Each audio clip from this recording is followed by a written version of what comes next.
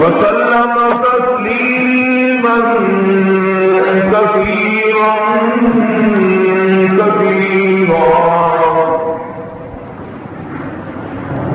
أما بعد فأعوذ بالله السميع العليم من الشيطان الرجيم بسم الله الرحمن الرحيم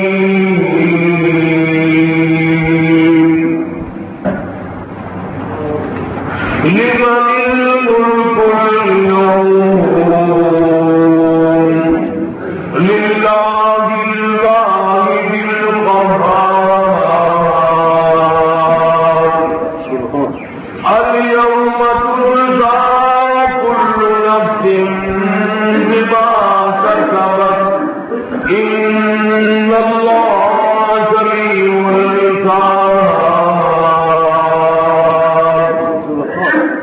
صدق الله مولانا العلي العظيم وبلغ يا رسول النبي الكريم ونحن على ذلك لمن الشاهدين والشاكرين والحمد لله رب العالمين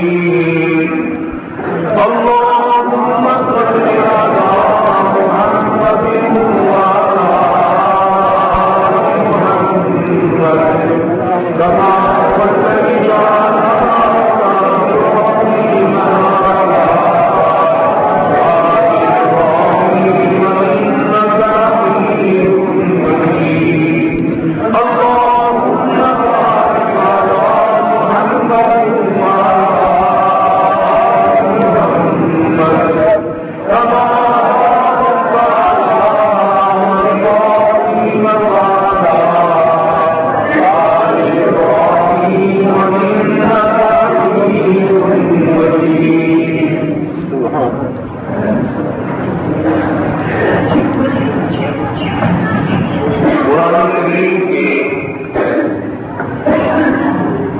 چوبیسویں پارے سورہ مومن کے دوسرے رکوع کی آیات ہے۔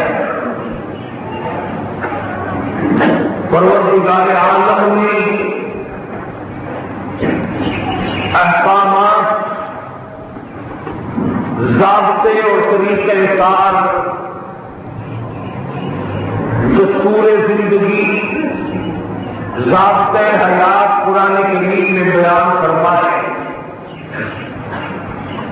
اور کبھی کبھی پروردگار عالم جل شانہ جلال میں آ جاتے ہیں۔ فرمایا کہ تم اپنے آپ کو مختار نہ سمجھو،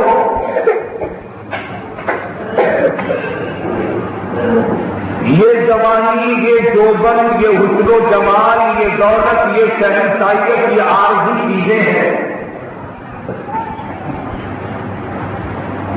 تم سے پہلے ہزاروں لوگ تخت چھوڑ کر تختے پہ آ گئے. کتنے لوگوں نے تخت شہنشاہی توڑا اور تخت پر آ کر تختہ بھی نہ ملا.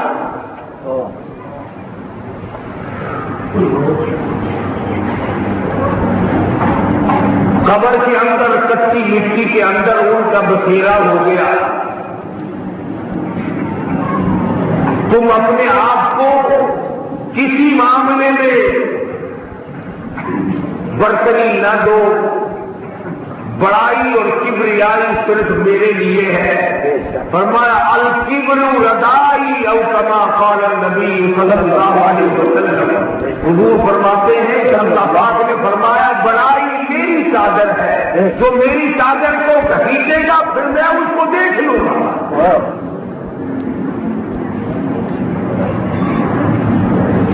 کوئی بھی آدمی ایسا نہیں جو میرے سامنے آ کر نبی ہو، کتب ہو، ابدال ہو، غوث ہو، پیر ہو، فقیر ہو، تمام کے تمام میرے دروازے کے محتاج ہیں. تو یاری اگر ایسا نہ ہوتا تو کوئی ولی مرنے پہ راضی نہیں. میں نے موت بھیجی. فرمایا الذی خلق الموت والحیات لِيَبْلُوَكُمْ أَحْسَنُ عَمَلًا. موت زندگی میرے اختیار میں ہے. عزت و ذلت میرے پاس ہے. اونچائی اور پستی میرے پاس سے آتی ہے. میں کرتا ہوں جو کچھ کرتا ہوں. بِيَدِكَ الْخَيْرُ. تمام چیزیں میرے ہاتھ میں ہے. کوئی چھین نہیں سکتا. نبی جس کو میں بناؤں وہ بنتا ہے اور نبی بننے کے بعد کبھی بھی میرے سامنے آ کر نہیں سکتا. سرتاج الانبیاء، امام الانبیاء، سلطان الانبیاء، شہنشاہ کائنات، مفخر موجودات، زمین آسمان کے نبی، نوریوں کے نبی، ناریوں کے نبی، انسانوں کے نبی، درختوں کے نبی، چاند سورج کے نبی، ستاروں کے نبی، نبیوں کے نبی صلی اللہ علیہ وسلم.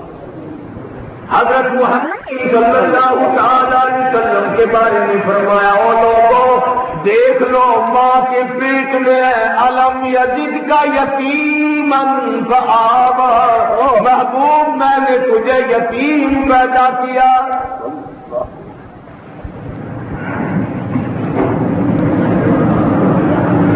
غریب کے گھر میں پیدا کیا. جس دن پیدا ہوئے اس دن بھی گھر کے اندر چراغ نہیں. اور کمال ہے سیرت کی کتابوں میں موجود ہے شہنشاہ کائنات ہے. مدینہ کی ریاست کے بعد 4 صدر ہے. 1,29,000 صحابہ کرام آپ کے غلام موجود ہے. مدینہ منورہ اچھے اچھے مسلمانوں سے بھرا پڑا ہے. مگر امام الانبیاء کی وفات ہو رہی ہے گھر میں پھر بھی چراغ نہیں.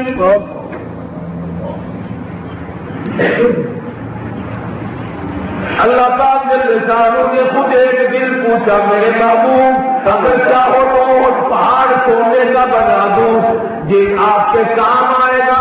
پروردگار عالم کی حضور میں جھولی پھیلا دی دعا کی لا العالمین مجھے سونا نہیں چاہیے، مجھے چاندی نہیں چاہیے، مجھے شہنشاہیت نہیں چاہیے. میں تو تیرے دروازے پہ فقیری کرنے آیا ہوں.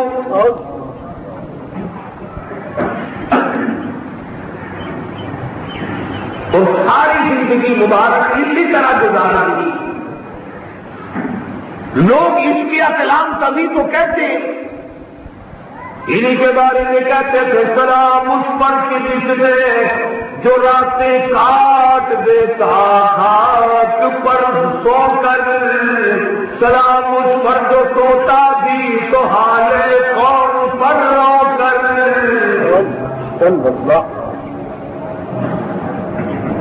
سلام اس پر گزارا نان ہے جبی پر تھا، سلام اس پر جو پیٹ پر ہر وقت پتھر باندھتا رہتا تھا۔ اس طریقے سے زندگی گزار دی، مگر سوئی کی بھی ضرورت پڑتی ہے تو مانگتے ہیں پروردگار عالم سے ہر چیز۔ الہ العالمین دعا مانگی، صحابہ کرام کا مجمع بیٹھا ہے، انصار موجود ہے، مہاجرین موجود ہے، اپنے موجود ہے، شہری موجود ہے، دیہات کے باشندے موجود ہیں، عربی موجود ہے، عربی موجود ہے، حضور کے گورنر موجود ہے۔ فرمایا اللہم احیینی مسکین واطعمنی مسکین واشرنی فی الزبرۃ المساکین۔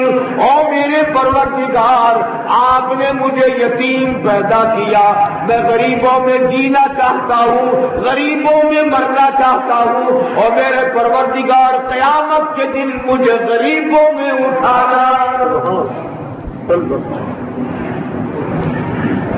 اللہ سے مانگ رہے ہیں، سارے انبیاء کرام نے اللہ سے مانگا۔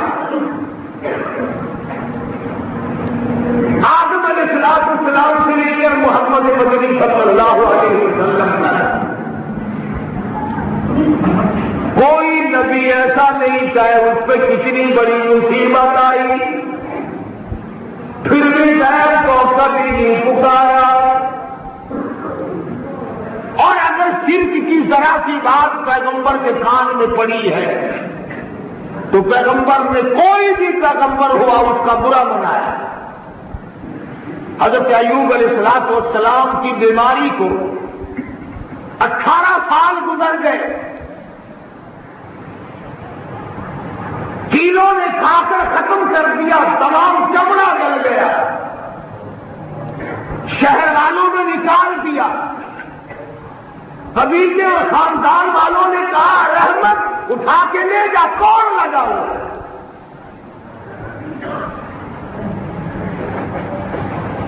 ایوب علیہ السلام کی گھر والی یوسف علیہ السلام کی سگی پوتی ہے، یوں لکھا علماء کرام نے اس زمانے کی سب سے بڑی حسینہ، حسن و جمال میں یکتا تھی۔ ایوب علیہ السلام نے ایک دن بٹھا کے فرمایا کہ رحمت، میرا خیال یہ ہے کہ میری آزمائش، میرا امتحان لمبا ہے، تو کب تک میری ساتھ مرے گی؟ اور حالت یہ ہوتی تھی کہ 10-10 میل مزدوری کرنے جاتی تھی، لوگوں کی چکی چلا کر آٹے پیس کر خشک ٹکڑے لاتی تھی جو پانی میں بھگو کر ایوب علیہ السلام جیسے پیغمبر کے منہ میں ڈالی تھی۔ لوگوں کے پانی کے گھڑے اٹھا کر کندھے پہ لاتے لاتے چمڑے اتر گئے حضرت رحمت کی۔ عورت ذات ہے۔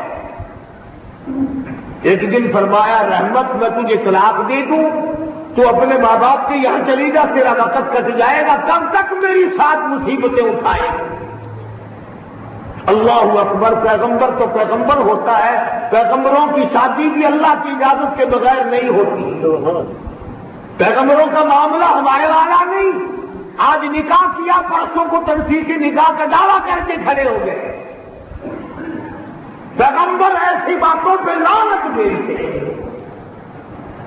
ارشاد فرمایا مدنی کریم صلی اللہ تعالی علیہ وسلم نے طلاق دینے والا بھی طلاق لینے والی بھی کلاہما ملعونان، دونوں کے دونوں لعنتی ہیں۔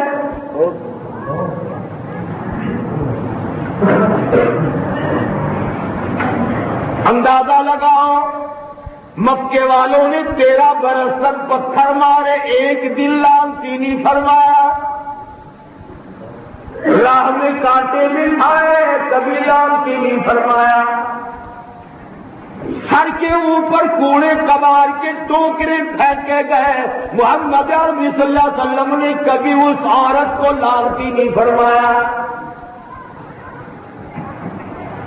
جنہوں لانتیوں نے صحابہ کرام کی گردنیں کاٹ ماری، ان کو بھی لانتی نہیں فرمایا. اور یہاں فرمایا جس نے طلاق لی، جس نے طلاق دی، کلاہما ملعونان، دونوں کے دونوں تو آخرت کے اعتبار سے بھی دنیا کے اعتبار سے بھی دونوں لانتی ہیں.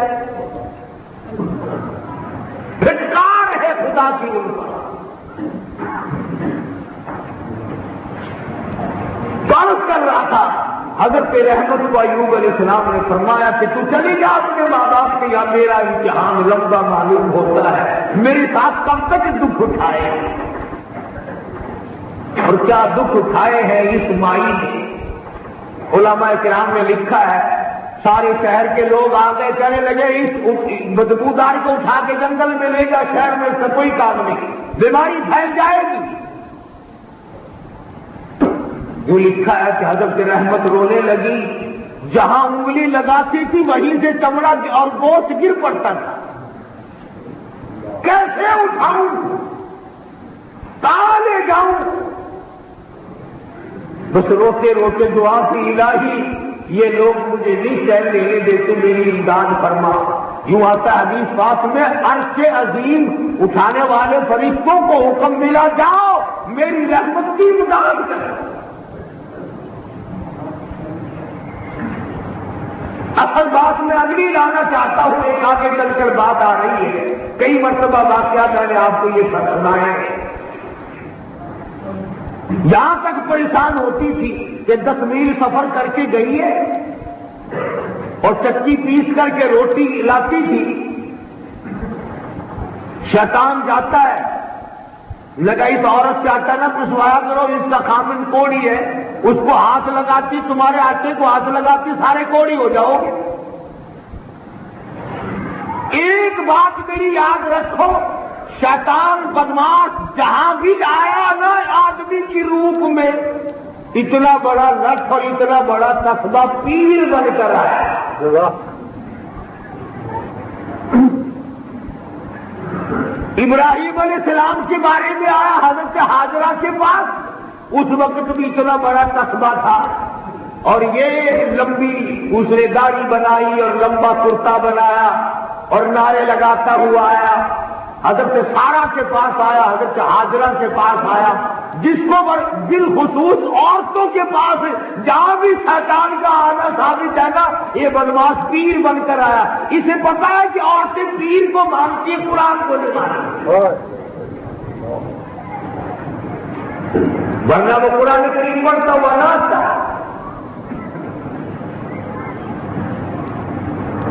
اندازہ لگاؤ حضرت ایوب علیہ السلام کی گھر والی کے بارے میں، 10 میل کا سفر کر کے جاتی ہے کہ لاؤ دانے دو، تمہارا آٹا پیس دوں. وہ اٹھا کر دھکی دے کر باہر نکال دیتی ہے. تیرا پتہ چل گیا، نعوذ باللہ تو ایک کوڑی کی بیوی ہے، تو اسے ہاتھ لگا کر آتی ہے، ہمارے آٹے کو ہاتھ لگاتی ہے، چلی جا ہم چکی نہیں پسواتے، ہم تو اس سے پانی نہیں منگواتے. علماء کرام نے لکھا ہے ایوب علیہ السلام کی گھر والی 10 میل آئی، 10 میل گئی، خالی آئی.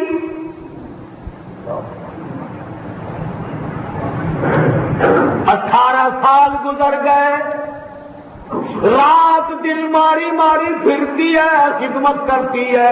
ایک دن فرما دیا میں تجھے طلاق دے دوں.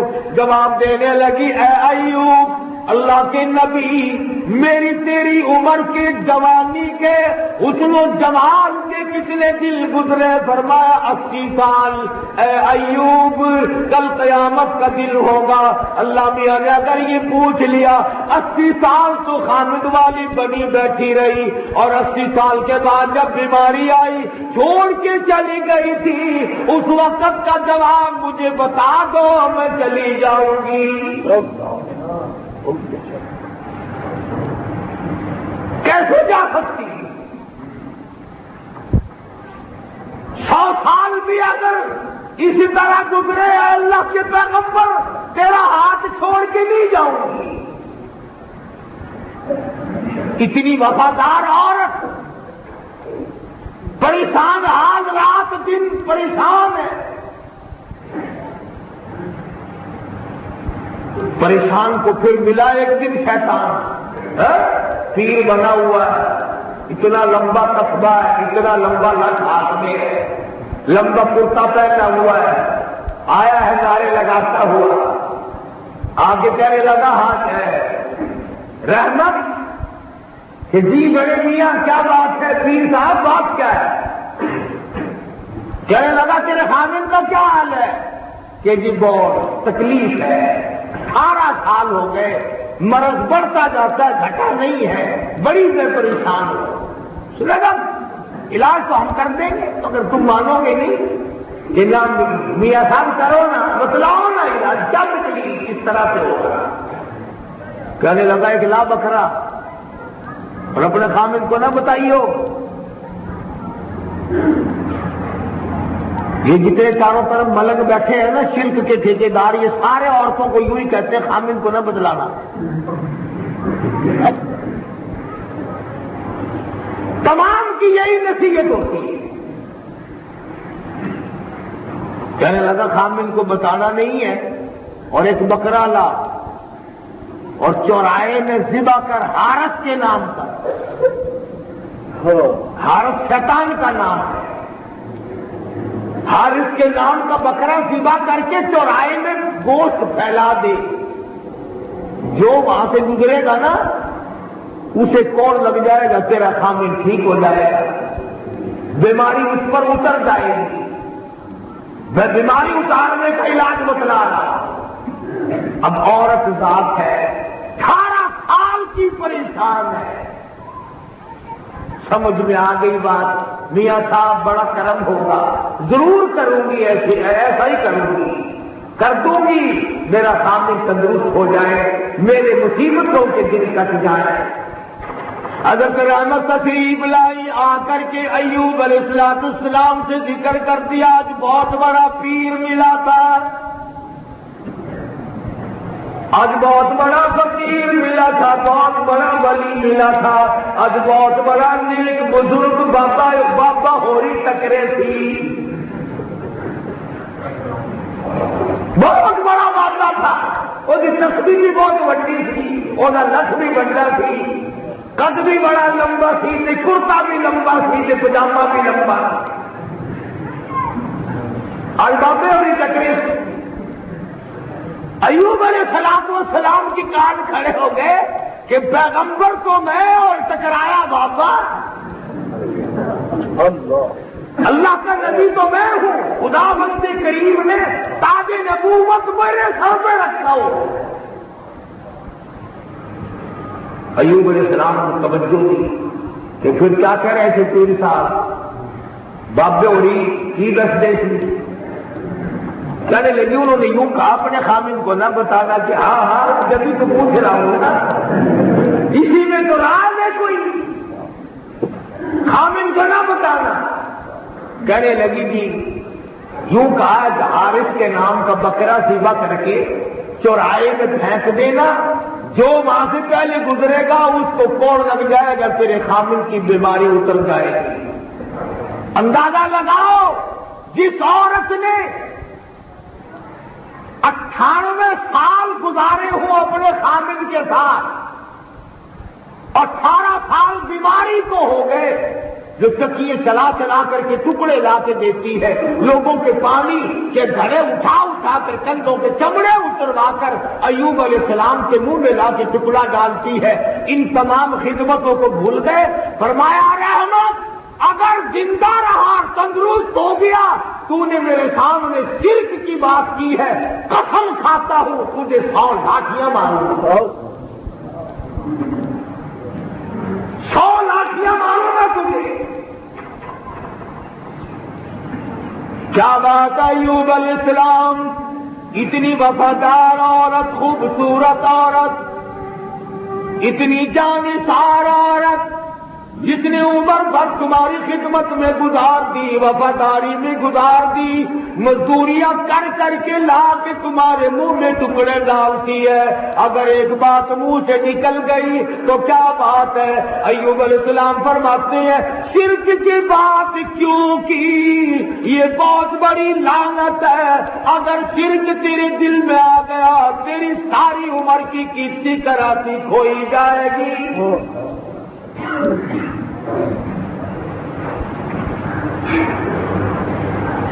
قرآن کریم میں اللہ پاک نے اس واقعے کو ذکر فرمایا، یہ کہانی نہیں میں نے کہی۔ کبھی یوں سمجھتے ہو جیسے مولوی بنا کے کہا کرتے ہیں نا کہ فلاں جگہ ایک پیر صاحب تھے، بزرگ تھے، انہوں نے لڑکی کا لڑکا بنا دیا تھا، میں وہ مولوی نہیں جو لڑکیوں کے لڑکے بنا دوں۔ ایسا کارخانہ اگر ہوتا تو میں کبھی سے کھول کے نہ بیٹھ جاتا، اور میرے پاس نہیں، کسی کے پاس بھی نہیں۔ فرمایا یہب لمن یشاء اناثا ویہب لمن یشاء الذکور،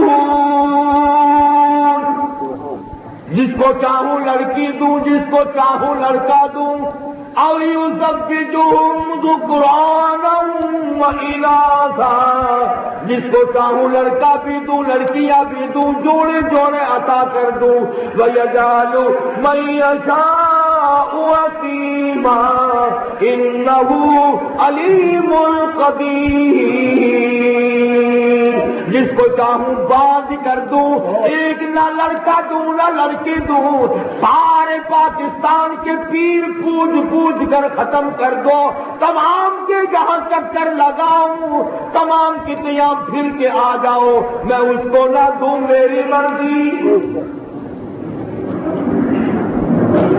کون ہے میرے سامنے زبردستی کرنے والا؟ کون ہے زبردستی نہ کرنے والا؟ میں خدا ہوں، میں مالک الملک ہوں، مذاق تو نہیں، کوئی چھٹا تمسخر تماشا ہے کوئی؟ محکم الحاکمین ہوں، دنیا کے ذرے ذرے کا، قطرے قطرے کا، پتے پتے کا مالک میں ہوں۔ ایوب علیہ السلام نے شرک کی بات سن کر قسم کھائی۔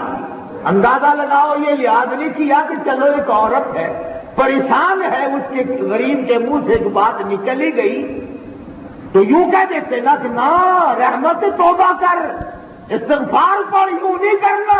فرمایا تو نے شرک کی بات کی کیوں میرے سامنے، اور اس کام کے کرنے کا ارادہ کیوں کیا؟ ابھی شرک کیا نہیں، تم نے شرک کرنے کا ارادہ کیا کیوں؟ 100 لاٹھیاں مار دیں۔